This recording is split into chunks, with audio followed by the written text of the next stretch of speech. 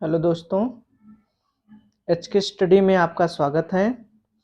हम लोग Hindi UPPCL JEE and all competitive exam के लिए हिंदी पढ़ रहे हैं। तो आइए हम लोग इसके पहले हम लोग क्या पढ़ रहे हैं, स्वर शुरू किए हैं, स्वर और व्यंजन। तो अभी व्यंजन नहीं पढ़ रहे हैं, अभी स्वर पढ़ रहे हैं।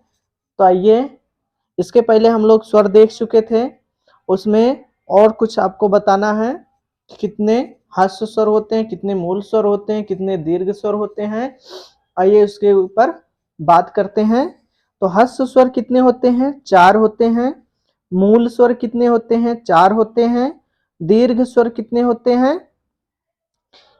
हैं? 3 और 7 होते हैं। मूल दीर्घ स्वर कितने होते हैं? 3। बड़ा आ, बड़ी और बड़ा ऊ। संयुक्त स्वर कितने होते हैं? 4। ए ऐ ओ औ। और आगत स्वर कितने होते हैं? 1। आ होता है, आ। अब बात करते हैं जीभ के प्रयोग के आधार पर स्वरों का भेद। तो जीभ के स्वरों के आधार पर उसको कितने भागों में बांटा गया है, आइए देखते हैं। तो जीभ के प्रयोग के आधार पर स्वरों को 3 भागों में बांटा गया है। तो कौन कौन से हैं?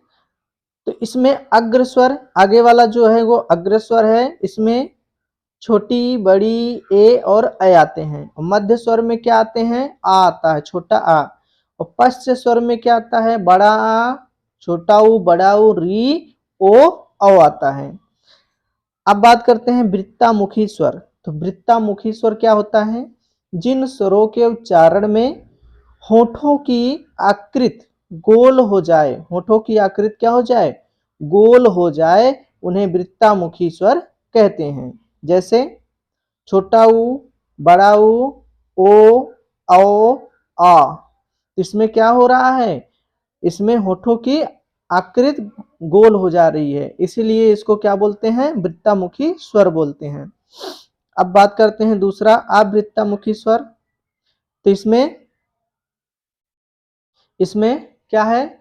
जिन स्वरों के उच्चारण में होठों की आकृति गोलाकार ना हो उन्हें आवृत्तामुखी स्वर कहा जाता है। जैसे छोटा, बड़ा, छोटी, बड़ी, री, ए, ऐ। ये आपका क्या है? आवृत्तामुखी स्वर है। अब बात करते हैं अनुस्वार, अंग और अनुनासिक, आ और निर्नुनासिक या मौखिक स्वर और विसर्ग स्वर। इन सब के बारे में देखते हैं। तो पहले हम शुरू करते हैं अनुस्वार, अंग। तो अनुस्वार के उच्चारण में नाक से बहुत अधिक वायु तथा मुंह से बहुत कम वायु निकलती है।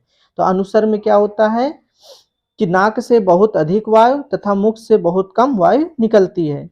और अनुस्वार की ध्वनि प्रकट करने के लिए वर्ण पर बिंदु लगाया जाता है। वर्ण पर क्या लगाया जाता है? बिंदु लगाया जाता है, क्योंकि यह एक व्यंजन ध्वनि है। और क्या है? तत्समों शब्दों में अनुस्वर लगाया जाता है। किसमें लगाया जाता है? तत्सम जो शब्द होते हैं उसमें अनुस्वर लगाया जाता है। उसमें क्या लगाया जाता है? अनुस्वर लगाया जाता है। जैसे अंगुष्ठ, दंत और अंत्र। अब बात करते हैं अनुनासिक अंग के। इसमें अनुनासिक के उच्चारण वायु नाक से बहुत कम तथा मुख से बहुत ज्यादा वायु निकलती है। इसमें क्या होता है? अनुनासिक जो है इसमें वायु नाक से बहुत कम निकलता है तथा मुख से बहुत ज्यादा वायु निकलती है। जैसे आंत, गांव, चिड़िया। तो इसमें क्या होता है? नाक से बहुत कम वायु निकलता है लेकिन मुंह से बहुत ज्यादा वायु निकलती है। उसके बाद अनुनासिक स्वरों को प्रकट चंद्र बिंदु लगाया जाता है। मतलब इनको प्रकट करने के लिए क्या लगाया जाता है? चंद्र बिंदु लगाया जाता है। उसके बाद अनुनासिक से तद्भव शब्द में होता है।